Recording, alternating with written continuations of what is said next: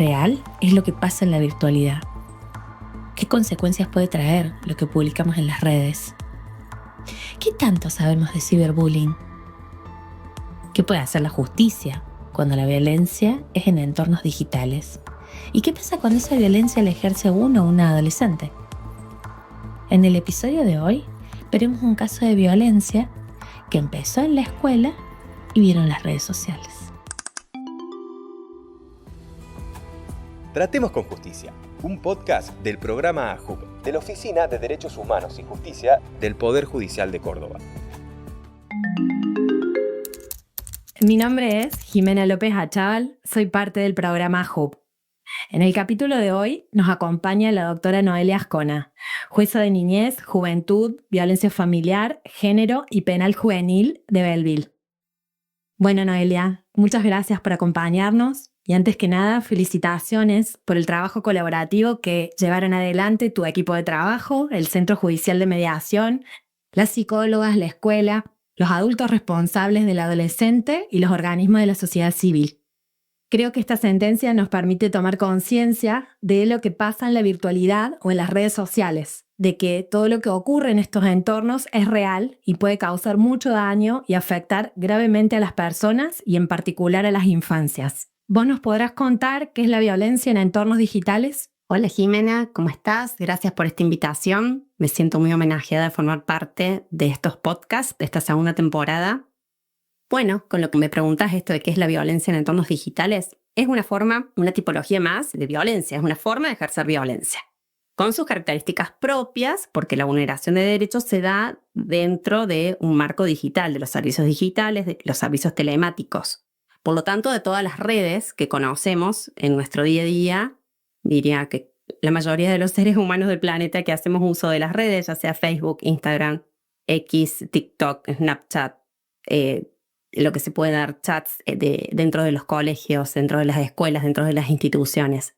Cualquier medio de difusión de comunicación y de información dentro de núcleos sociales puede dar lugar a violencia de género. Y esa violencia, que puede ser de género o no, puede ser violencia en entornos digitales. En este caso, no hablamos puntualmente de género, sino que hablamos de perspectiva de infancia, porque estamos hablando de violencia que se dio entre niños. Como vos bien dijiste, la persona, la victimaria, fue una niña de 14 años que en su momento usó una red social y de forma anónima cometió delitos que fueron amenazas reiteradas en contra no solo de sus compañeros y compañeras, sino también de los docentes, de los padres de sus compañeros y compañeras, de los directivos de la escuela. O sea, también fueron adultos los que estuvieron afectados por este obrar antijurídico, digamos, de esta niña. El caso fue un caso muy particular porque, como vos bien dijiste, se dio dentro de un entorno digital y a partir del anonimato que esta niña de ahí se refugió. Noelia, en este caso puntualmente existieron amenazas que se hicieron en soporte papel, digamos manuscritas, y otras amenazas que fueron en entornos digitales. ¿Vos considerás que hay alguna diferencia o algo para destacar de estas modalidades que puedan servirles a la audiencia o a las familias a tener en cuenta en relación a esta clase de conductas? Esto comenzó justamente con notitas, manuscritos de puño y letra, que llegaron irónicamente primero a ella. O sea, ella fue la primera víctima, supuesta víctima, de esos mensajes intimidantes. Hubo pericias caligráficas sobre eso y después, bueno, se terminó con la conclusión que era ella misma la que hacía eso. En realidad, todo esto se habla de un ciberacoso, pero hay que tomarlo como lo que es desde un comienzo, que fue una situación que se da muy frecuentemente en los colegios, que estamos en casos de acoso escolar, casos de bullying. Generalmente el ciberbullying o el ciberacoso nos lleva como una derivación del bullying o del acoso escolar que se da de forma presencial. En este caso en particular comenzó siendo una situación de bullying, pero como venimos diciendo, tuvo final feliz, digamos, porque justamente por la intervención de los adultos. La escuela tuvo un rol protagónico, desde darle intervención a todo lo que estatalmente está previsto para casos en los que las escuelas se les complica, o sea, a la inspección a ciertos organismos. También hizo reuniones de padres, hizo las actas que correspondían para darle visibilidad a este problema. Y luego, cuando todos esos recursos no sirvieron, no alcanzaron, se agotaron, hicieron la denuncia penal. Y en la denuncia penal lo hicieron con el representante legal de la escuela, poniéndose a disposición de la justicia, y ahí se inició la investigación. De hecho, al juzgado nos llega luego de una investigación bastante avanzada por parte del Ministerio Público Fiscal, con allanamientos, con intervenciones de lo que es la unidad de Internet forense de la Dirección General de Policía Judicial. Había toda una situación ya avanzada dentro de lo que era la investigación de estos delitos, y se había llegado a individualizar a esta niña de 14 años, y por eso es que nos dan intervención al juzgado. Por lo tanto, como te decía, sí, existe una situación real, un manuscrito de puño, letra y papel previo a lo que fue pasar esas agresiones y esa violencia a nivel digital. En cuanto a lo que es la violencia en entornos digitales, se pueden tomar de distintas formas. Puede haber un ciberacoso, un acoso cibernético, puede haber violencia de género digital, puede haber discriminación digital, puede haber explotación infantil, grooming. Hay un montón de formas de que en línea se cometan vulneración a los derechos. Doxing, phishing, un montón de formas. Puntualmente, en este caso, fueron delitos de amenazas e injurias en contra de personas conocidas, pero desde un rostro anónimo. Ocurre que muchas veces las personas adultas solemos minimizar un poco el impacto de lo que ocurre en los entornos digitales. Es como que hay una creencia que bloqueando a la persona que me está haciendo ciberbullying, ciberataque, acoso digital, el problema se termina. En tu experiencia, ¿qué tipo de daños pueden generarse en los entornos digitales y qué derechos se ven afectados ante estas situaciones? Sí, es verdad que los adultos, quizás en los distintos roles que tengamos, no solo dentro de la justicia, sino también puede pasar los docentes o incluso los padres, que lo vemos como son cosas de chicos. O bueno, sí, báncate una publicación, ya está, ya pasa, ya viene otra y la tapa, la solapa. Pero hay que ver primero cómo le impacta a esa persona, que eso es muy individual, muy personal. Después cómo impacta en su ámbito social, que eso tampoco lo podemos medir desde afuera. Quizás tenga muchas repercusiones, y aparte estamos hablando de edades en las que la estigmatización está muy a flor de piel. Si recordamos nuestra adolescencia, quizás hasta marcaba en cierta forma nuestra parte de nuestra identidad, qué marca de ropa usábamos o a qué lugares frecuentábamos. Imagínense, mucho peor si hay una publicación que hace a la imagen propia. Es fuerte, es muy fuerte incluso para los adultos es fuerte, y para los adolescentes aún más. Todo lo que tiene que ver con violencia afecta la salud, la integridad psicofísica, la libertad de la persona, la libertad de expresión. La vida de las personas es una violación a los derechos humanos. Pero si a eso le agregamos que esa violencia se hace en los entornos digitales, se complica aún más, porque la intimidad de esa persona deja de ser de esa persona y pasa a ser de todos. Y lo más grave es que el presente deja de ser presente y pasa a ser futuro, todo en la medida en que se va reiterando. O sea, la vulneración de los derechos se hace de forma reiterada cada vez que se reproduce ese contenido. Por lo tanto, genera graves problemas psicológicos porque se puede reproducir infinidad de veces ese material. Ese contenido a veces no es tomado de forma consentida, o si lo es de forma consentida, no se consintió generalmente la difusión. Y pasa a ser esa sensación de que es interminable, o al menos así lo puede sentir la víctima, puede generar realmente graves problemas. Lo que tiene de particular el ciberacoso o la violencia digital que se puede llevar a cabo a través de las redes es que está el anonimato. Por lo tanto, como no tenemos a la víctima al frente, no empatizamos con la víctima, entonces el victimario suele ser mucho más cruel que si fuera de forma presencial, digamos, en un mano a mano. Eso es una de las características, la crueldad, la reiteración, porque está amparado bajo el anonimato.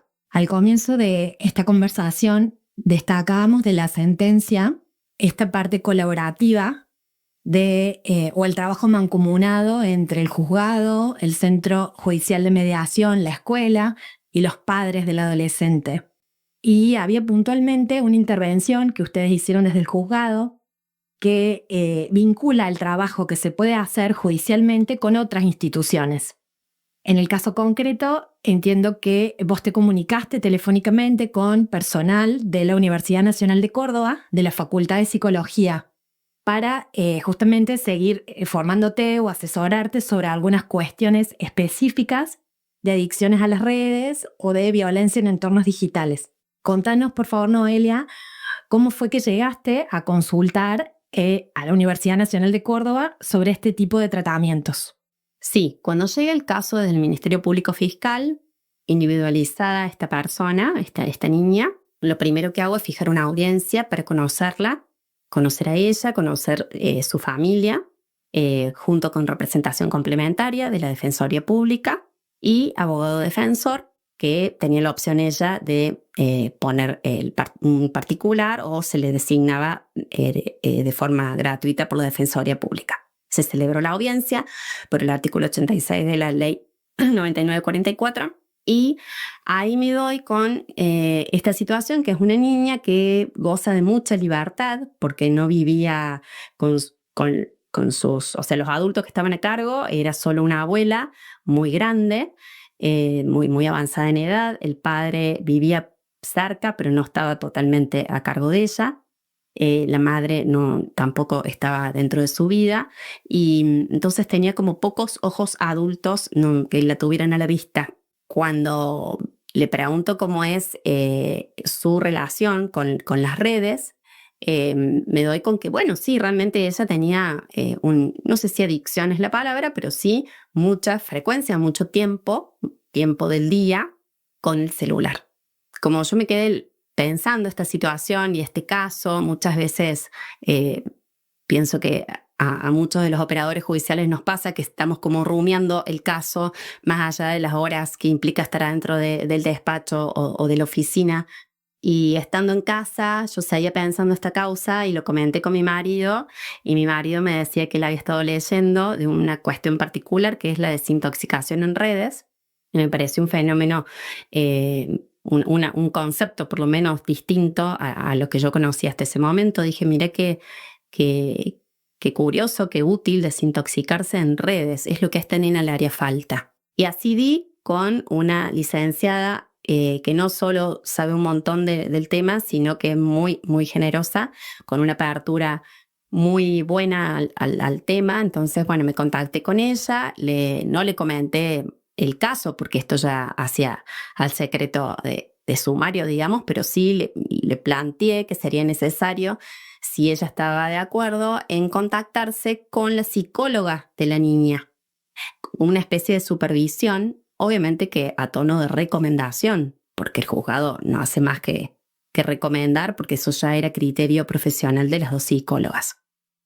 Esta psicóloga de la facultad me dijo que sí, con mucha generosidad de apertura, que sí, que estaba dispuesta. Por lo tanto, después lo que hicimos fue contactarnos con la psicóloga particular de la niña para comentarle la situación. Y bueno, también enfrentándonos a la posibilidad que nos dijera que no, porque ella era la psicóloga a cargo. Pero afortunadamente nos encontramos también con una profesional con mucha apertura, e incluso nos dijo que para ella era muy importante poder, a partir de este caso, aprender nuevos elementos, nuevas herramientas de esto que pasa a ser tan frecuente, que cada vez le resulta más necesario en su consultorio. Bueno, eso resultó muy bien, realmente resultó muy bien. Fue un trabajo en equipo de las dos psicólogas para con la niña, y la niña teniendo un vínculo terapéutico, ¿no? La niña también aportando lo suyo, porque si no es muy complicado poder trabajar si ella no aportaba su parte. Así que, bueno, esa parte estuvo muy buena. También tengo que destacar lo que trabajó el Centro Judicial de Mediación, que ellos hacen el seguimiento del caso, y a la audiencia de mediación también citaron no solo a la escuela, no solo a la niña, a sus padres, sino también a la psicóloga. Y la psicóloga formó parte de ese acuerdo de la justicia, digamos, de la aplicación de medidas de justicia restaurativa. Estuvo muy, muy bien esa parte, porque bueno, no deja de ser una respuesta evolucionada al conflicto, aplicar justicia restaurativa a casos. Eso te iba a preguntar justamente, Noelia. ¿Qué es la justicia restaurativa o cómo interviene el Centro Judicial de Mediación allí? O todas las partes, ¿cómo se aplica? La misma ley 9944 marca como obligatorio en los casos de menores de edad no punibles, que es el caso porque ella tenía 14 años al momento de los hechos, dar la intervención o remitir la causa al Centro Judicial de Mediación. Esa remisión se hace a los fines de la aplicación de medidas de justicia restaurativa, pero el juzgado sigue a cargo de la causa. Entonces, cualquier novedad, cualquier situación que se genere, el juzgado tiene que seguir informado de la situación. La verdad que las mediadoras se pusieron la 10, hicieron realmente un trabajo muy minucioso. Incluso tengo entendido que viajaron a la localidad y estuvieron en reuniones con la escuela, con el grupo. Yo no creo que el compromiso de ella haya sido puntualmente en la sede judicial de mediación de no seguir amenazando a través de las redes, sino justamente darle un giro a su vida, que de hecho se logró, porque esta niña no solo que dejó esa conducta tan maliciosa y tan antisocial que le generaba tantos problemas, sino que logró, a partir de eso, de la terapia, logró llegar a insertarse socialmente en un grupo de Girl Scouts, o sea, de un voluntariado. Es como que su energía la empezó a usar de otro modo. Qué interesante que ella, con todo este trabajo mancomunado, haya podido cambiar completamente esta conducta o estas acciones y tener una adolescencia distinta también, con otro entorno. Sí me interesaba preguntarte qué rol puede tener justamente en estos, como actores claves, la escuela. Bueno, en este caso la escuela fue muy importante. Yo he tenido varias charlas con escuelas porque me interesa, ni bien asumí en el cargo, me di cuenta que había muchos casos de bullying y la única forma de abordar eso era estar en contacto con las escuelas y darles en lo que se pueda el apoyo del juzgado. Convengamos que los niños están escolarizados entre los 4 años y 18 años. O sea, prácticamente toda la infancia están bajo la mirada docente, aparte de la familia. Por lo tanto, es una pieza fundamental en la sociedad que la escuela esté comprometida en mirar y poder ayudar, poder tender una mano. Es fundamental eso para mí.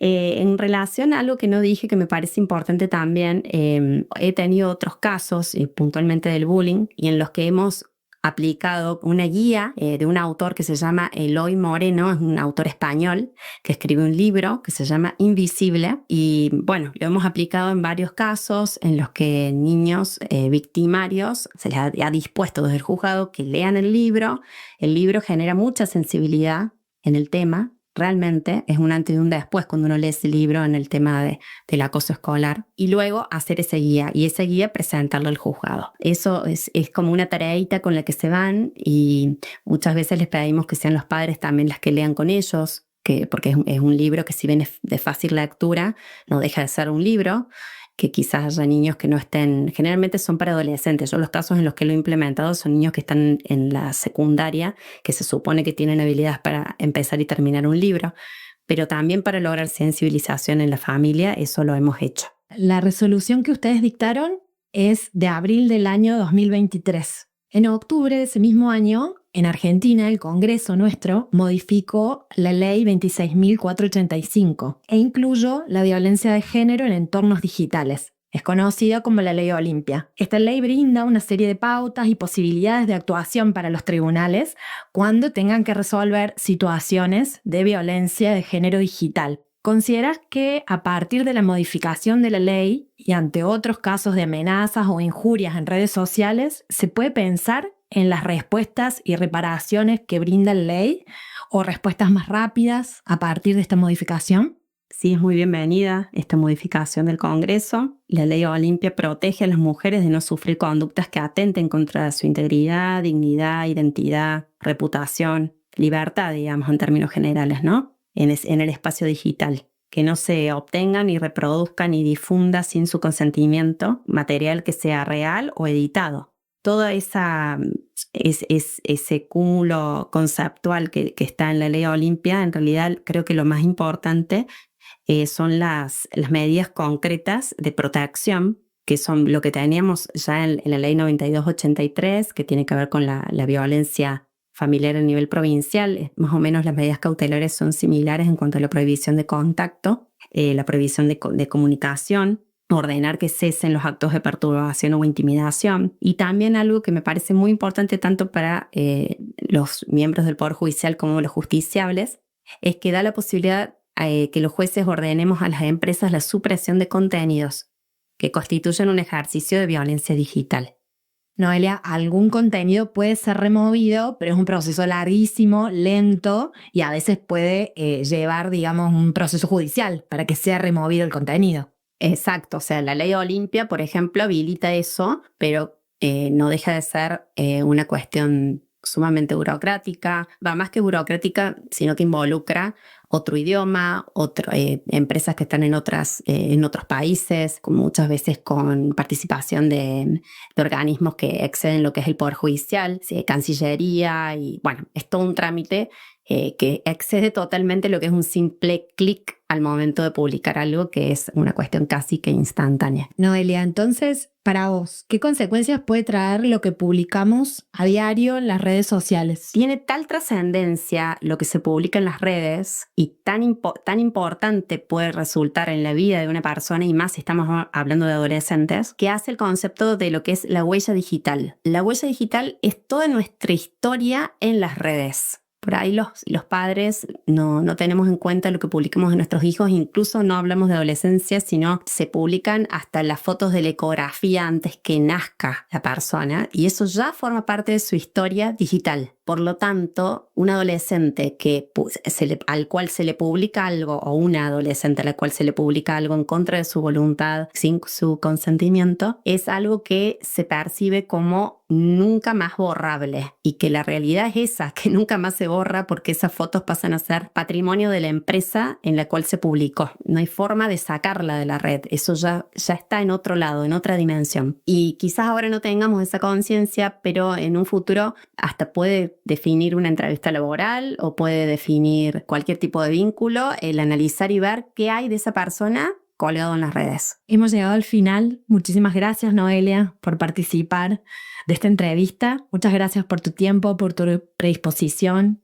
A modo de cierre, queremos dejarte la pregunta que más nos gusta realizar a los entrevistados. ¿Qué significa para vos tratar con justicia? Bien. Bueno, tratar ante todo con dignidad, y eso creo que es principalmente a través de la escucha activa, pero una escucha activa real, mirando al niño, la niña o al adolescente y a su entorno, ver realmente en qué podemos ayudar en ese caso, incluso preguntándoselo, ¿en qué podemos ayudar? Y otro ingrediente fundamental es la creatividad para encontrar la solución aplicable a ese caso y no a otro. Y eso se hace también, obviamente, a través del trabajo en equipo, principalmente dentro de las paredes del juzgado, y después a animarse a que el equipo sea a través de especialistas que estén fuera del ámbito judicial, pero que puedan aportar su conocimiento. Siempre dentro de las herramientas que nos brinda la ley, ¿no? En el marco del artículo 33 de la Constitución Nacional. Y puntualmente y principalmente creo que lo más importante es nunca dejar de intentarlo. Acabas de escuchar Tratemos con Justicia, un podcast del programa AJUP, de la Oficina de Derechos Humanos y Justicia del Poder Judicial de Córdoba. Para más información sobre nuestro trabajo, te invitamos a visitar el sitio oficial del Poder Judicial de Córdoba y a seguirnos en nuestras redes @ajup.justiciacórdoba. Hasta el próximo episodio.